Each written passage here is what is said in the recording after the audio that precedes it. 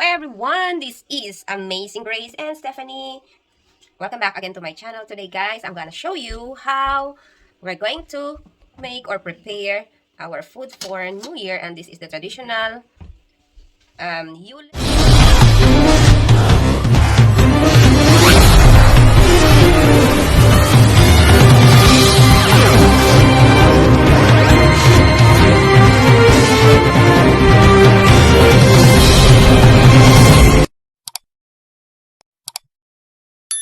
And it's like a pork belly, crispy, and Christmas ribba. Ribba is a pork, the ribs part, but it's not really the ribs part. Or yeah, this is the rib part of the pork, or the yeah, of the pork, or of the pig. And I am preparing it actually. So actually I already clean everything and I have dry it now. I had already cut some on the top here, and now I am going to I make a wrong first mistake here. It's supposed to be like this and like that, but then I realized maybe I should try another style of cutting because we're going to marinate it. So first, this is what we're going to do. Wait lang. Wait.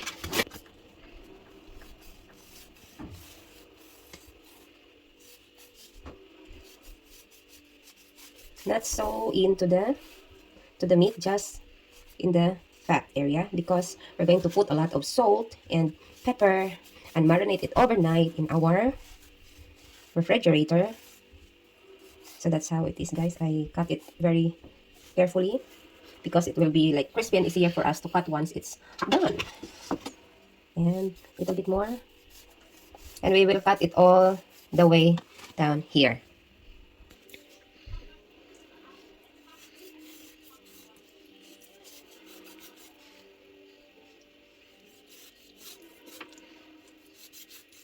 Only to the fat area, and I think it's enough.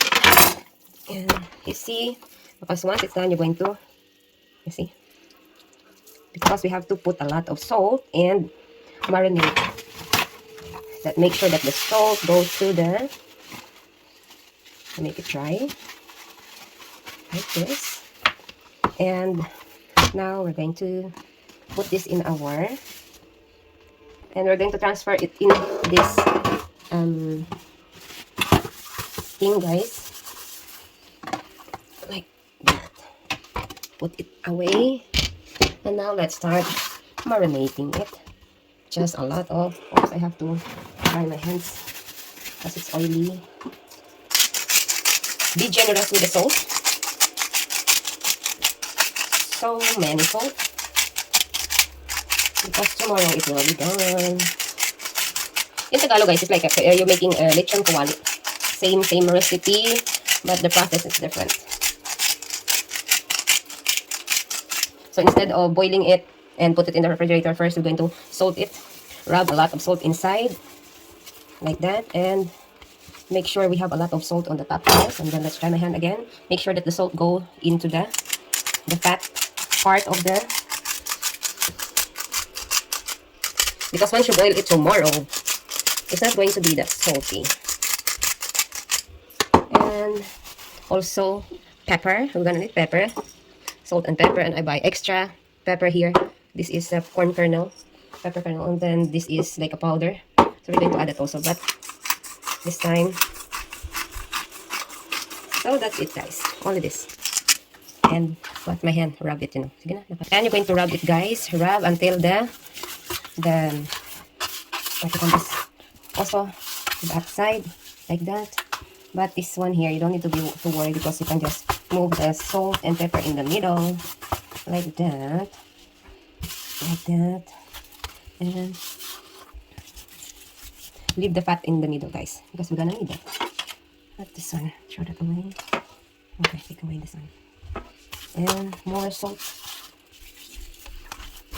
Salt and salt and salt and salt. More salt.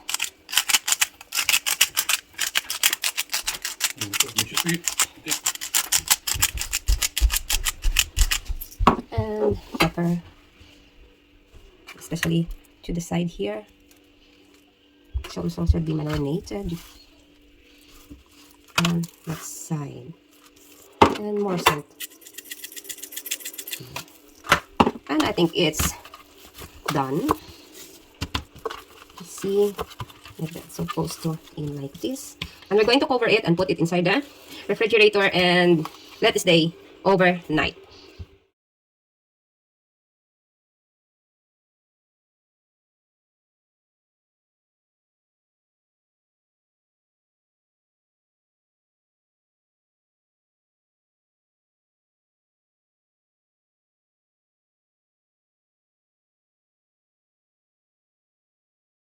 Our pork belly is soon crispy.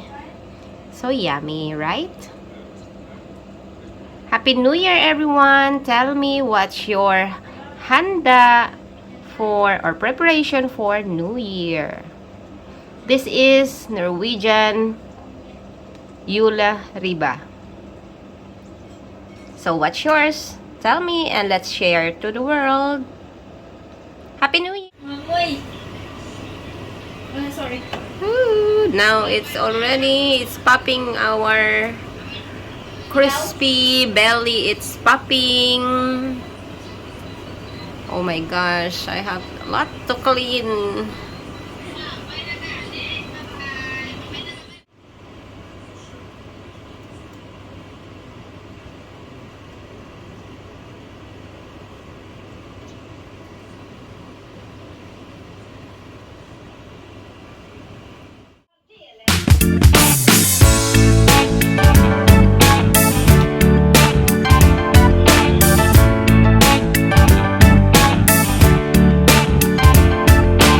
Nice. Is it crispy? Hmm? Happy New Year, everyone! Let's enjoy Norwegian food. And of course, the traditional Christmas thing on the TV. Happy New Year!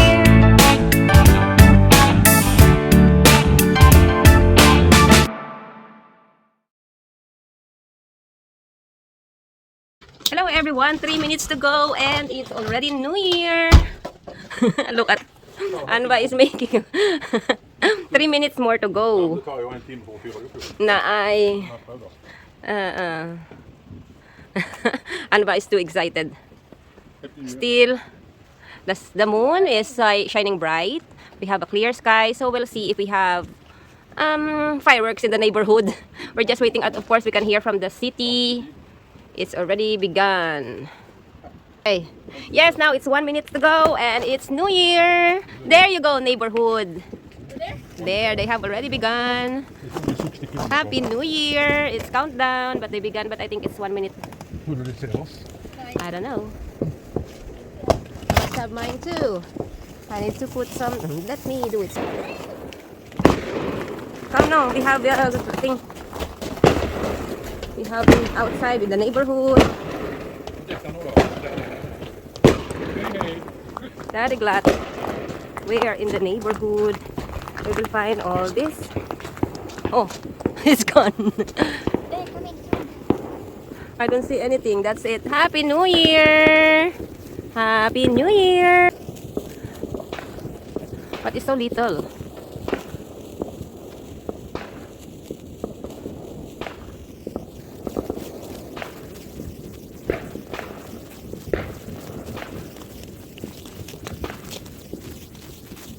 Happy New Year! Woo! Happy New Year, Norway! Happy New Year! It's so nice.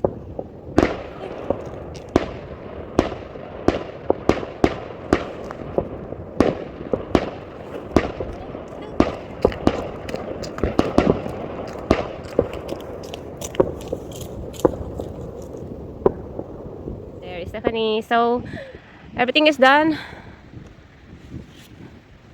Happy New Year anyway. It's so dark in the neighborhood. Even on the other side of the lake. They don't have. Happy New Year! Happy New Year! Bye everyone!